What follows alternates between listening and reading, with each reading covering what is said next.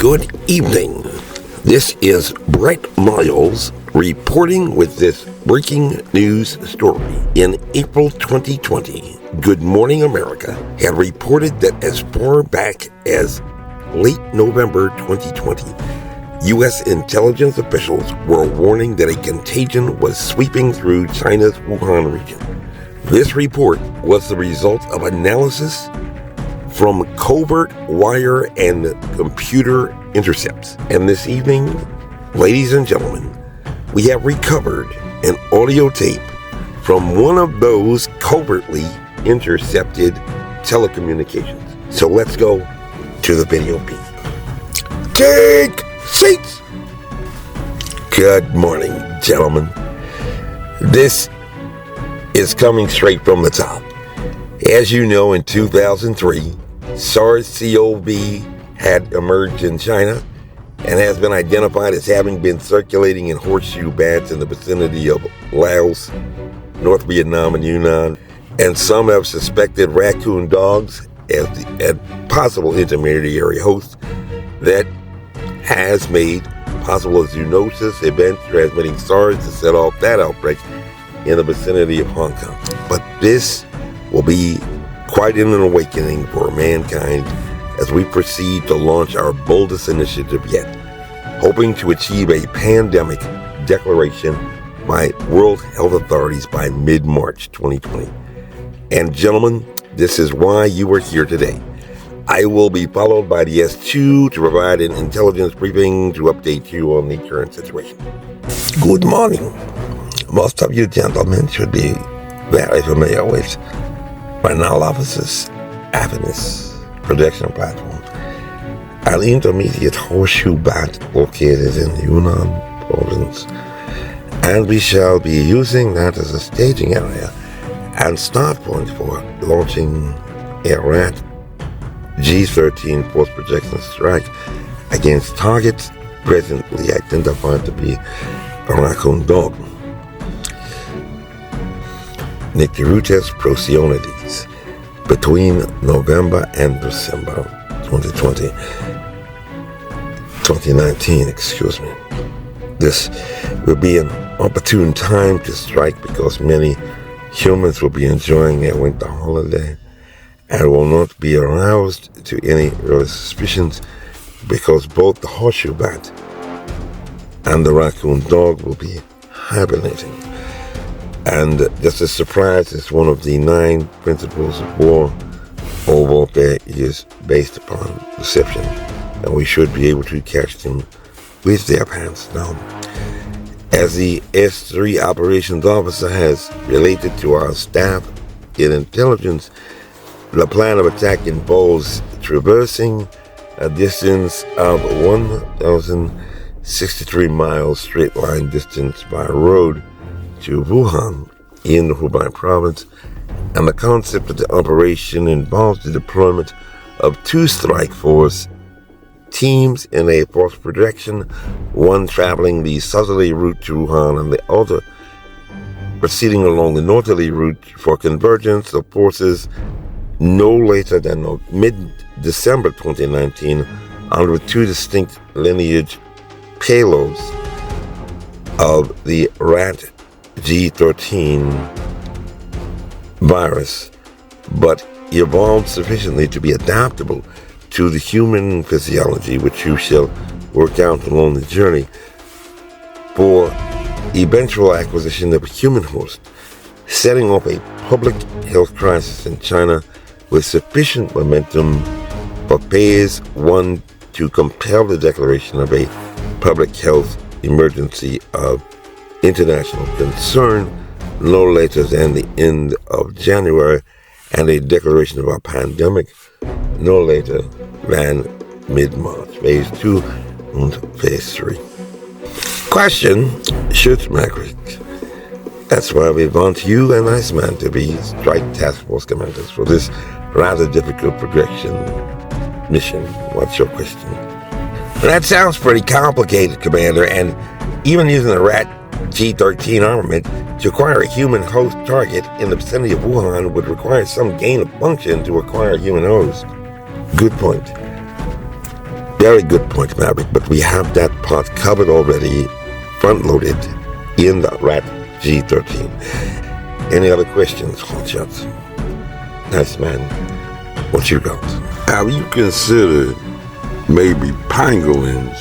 That platform offers some potential. Good point, Iceman. However, while there are an abundance of bans on pangolins in South Asian countries, we have found that to date, only 2 SARS-CoV-2 strains isolated in the vicinity of Guangxi and Guangdong, and it remains unclear whether these viruses cause disease in other animals for spillover, or whether they pose any transmission risk at all to humans. What type of pangolin, Commander? Yes, they were actually smuggled Malayan pangolins, but with only limited pathogenicity, with mild peribronchial and perivascular inflammatory cell infiltration observed in the lungs. Bottom line, this particular SARS-CoV-2 virus from pangolins has at least some potential for interspecies infection, but its pathogenicity is mild and less transgenic. It is not likely to develop severe lower respiratory tract symptoms that could result in a terminal case. Does that answer your question? Good. Any other questions? How about maybe snakes as an intermediary? Not to cut you off, but coronaviruses only infect birds and mammals, and so that plan is a no-go at this station. Good. Then I'll be followed by the S3 to present the remaining parts of the operations brief. Had some good discussion, gentlemen, and you have helped to eliminate some of the other topics I had intended to cover in the operations brief. On this joint strike force assault on Wuhan, we will not be able to rely on a zoonosis, either with snakes, like the king cobra, Chinese grape, or the mail-in pangolin, unfortunately. So, how do you expect me, an Iceman, to get a horseshoe bat coronavirus to traverse over ground over 1,000 miles from Yunnan and converge in Wuhan no later than mid-December?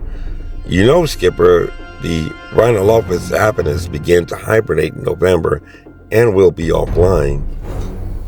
That's why we chose you, Maverick and Iceman. I'm afraid you'll have to go inverted. Bullshit. Iceman, I told you about that asymptomatic spread, and this is the last time I'm going to warn you about that bullshit.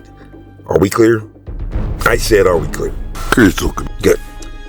Now, since we have 2 distinguished Top Gun graduates, I need to inform you that, as difficult as this may seem, this operation scenario presents another obstacle for you 2 to overcome. Our planners have determined that you will have to deliver a payload in infectious dose of at least 100,000 particles to infect just about anything from Syrian hamsters to rhesus monkeys, which will probably require an exposure time of at least an hour to infect just one target, and you cannot be detected while you are doing this. Over 1,000 miles, 2 separate routes carrying 2 distinct payloads, departing at start point in Yunnan for a release point in Wuhan by mid-December, moving this payload from a hibernating horseshoe bat to a hibernating raccoon dog, and along the way having to provide an exposure of at least an hour with another species to deliver at least 100,000 particles in an infectious dose. That's the size. And Skipper, you expect me, an Iceman, to do this by mid-December? That's your mission, Maverick, should you choose to accept it. If we didn't have a Mission Impossible, we wouldn't have selected you 2. So, make it happen. We are counting on you. Any questions? This concludes this mission brief. Good luck, gentlemen. Go! Attention! We are back in the studio. And that was simply amazing. I'm sure you will agree. And we are very fortunate this evening to have with us a senior defense official and national security expert to provide his comments and reactions to this audio tape. General Ralph Bogerman, General, how did our ground intelligence assets miss this movement? Over 1,000 miles of zoonotic events from Yunnan to Wuhan. There had to be some early indications. I totally agree. And at that time I had said, Mr. President, we cannot allow a mine shaft gap. General, you mean that you suspect that the movement was conducted underground? Some advanced tunnel system that was developed by hibernating bats. The nation's leading infectious disease control expert and the most trusted voice for separating fact from fiction is also with us this evening, Dr. Anthony Fauci. What are your thoughts on this? A coronavirus with a gain of function to develop a complex network of tunnels burrowing over 1,000 miles just because of evolving through meeting evolutionary pressure. As always, I like to keep an open mind, and as I have said on many occasions, the most likely explanation is a natural evolution from an animal reservoir to a human. An animal reservoir to a human. I rely on people like that who have great experience in this. That's what they do every single day. Who again are open-minded in saying it's wholly conceivable that you may have had a lab leak. So you've got to keep an open mind to all possibilities, but they feel that the more likely explanation is from an animal host to a human. But, Dr. Fauci, a tunnel system. This virus has fooled us before, and yes, I believe that it is wholly conceivable. Wholly conceivable. The data speak for themselves. Correct, Dr. Fauci. The data indeed do speak for themselves. But General, were you surprised at all to find that this virus had appeared to have a pretty good command of the English language? I am pretty certain that for most of our viewers this evening, they were quite unaware that viruses could actually talk and communicate ideas or develop detailed plans, especially for such a complicated operation. Yes, there are many aspects of viruses with which most people are not familiar, and this boils down to a need to know.